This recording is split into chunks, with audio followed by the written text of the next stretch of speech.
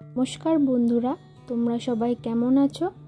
আজকে আমি তোমাদের চিতল মাছের কালিয়া এই রেসিপিটি শেয়ার করব।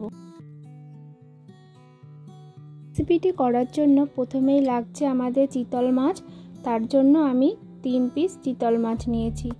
এরপর এর মধ্যে দিয়ে দেব 1 চামচ নুন ও 1 চামচ হলুদ গুঁড়ো আর সামান্য পরিমাণ লঙ্কা গুঁড়ো। 1 চামচ তেল দিয়ে মাছটা ভালো করে মাখিয়ে নেব। ম্যারিনেট করা মাছটা আধ ঘন্টার জন্য রেখে দেব। অন্য একটা বাটি নিয়েছি, তাতে হাফ কাপ পরিমাণ দিয়ে দেব টক দই, 1 চামচ পরিমাণ হলুদ গুঁড়ো, 1 চামচ জিরে গুঁড়ো, 1 চামচ ধনে গুঁড়ো, 1 চামচ লাল লঙ্কা গুঁড়ো আর 1 চামচ পরিমাণ কাশ্মীরি লঙ্কা গুঁড়ো দিয়ে সব কিছু ভালো করে মিশিয়ে নেব। দিয়ে দেব সামান্য পরিমাণ জল, দিয়ে একটা স্মুথ মশলা রেডি করে নেব।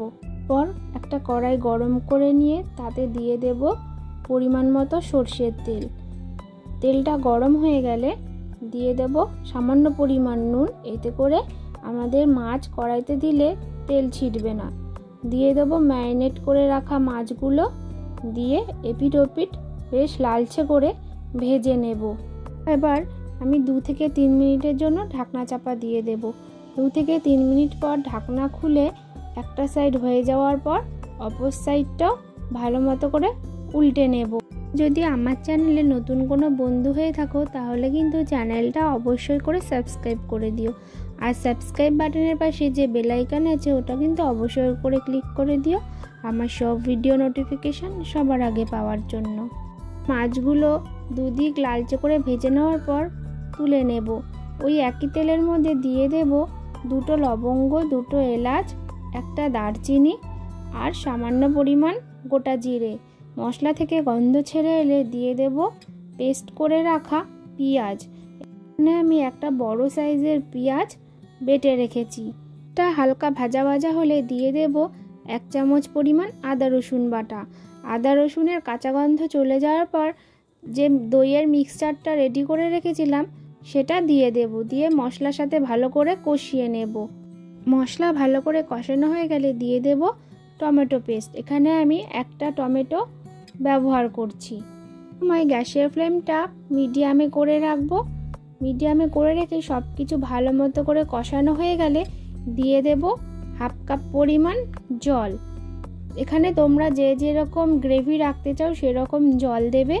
দিয়ে দেব সামান্য পরিমাণ লবণ। তোমরাও তোমাদের পরিমাণ মতো লবণটা এই সময় দিয়ে দেবে। পর গ্রেভি ফুটে এলে ভেজে রাখা মাছগুলো দিয়ে মশলার সাথে মিশিয়ে নেব। মিশিয়ে 2 থেকে 3 মিনিটের জন্য ঢাকনা চাপা দিয়ে দেব। 2 থেকে 3 মিনিট পর ঢাকনা খুলে সব কিছু একবার চেক করে নেব। এরপর দিয়ে দেব 1 চামচ গরম মশলা গুঁড়ো। দিয়ে সব কিছু মিশিয়ে নিলেই আমাদের কিন্তু রেডি হয়ে যাবে চিতল মাছের কালিয়া। এই রেসিপিটি বাড়িতে কিন্তু অবশ্যই একবার ট্রাই করো। এই রেসিপিটি খেতে কিন্তু খুবই অসাধারণ হয়। বাড়িতে কোনো গেস্ট আসলে অবশ্যই কিন্তু এই রেসিপিটা একবার ট্রাই করো আর নিজেরাও বানিয়ে খেও। এই রেসিপিটি তোমাদের কেমন লাগলো অবশ্যই কিন্তু কমেন্ট করে জানাতে ভুলো না। আমার চ্যানেলের রেসিপিগুলো যদি তোমাদের ভালো লেগে থাকে তাহলে কিন্তু অবশ্যই করে লাইক, শেয়ার, সাবস্ক্রাইব করে দিও। আবারও দেখা হবে নতুন কোনো রেসিপির সাথে। তো আজকের মতো বিদায় বন্ধুরা।